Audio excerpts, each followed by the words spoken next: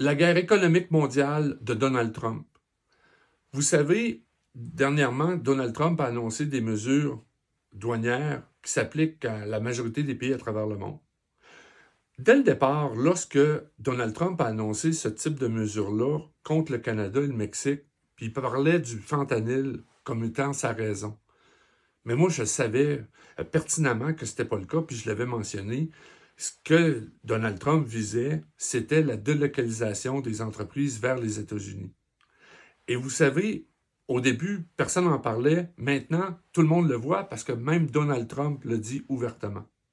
Mais ce qui est un peu étrange dans son approche maintenant, c'est que ça fonctionne avec des pays comme le Canada, où il crée une instabilité, puis là, les entreprises peuvent décider d'aller s'établir aux États-Unis puis de produire avec des coûts à peu près similaires.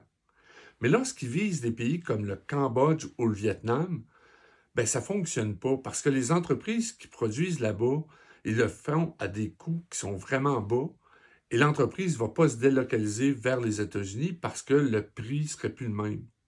Donc, dans sa vision, Donald Trump, ça ne peut pas fonctionner de viser tous les pays à travers le monde.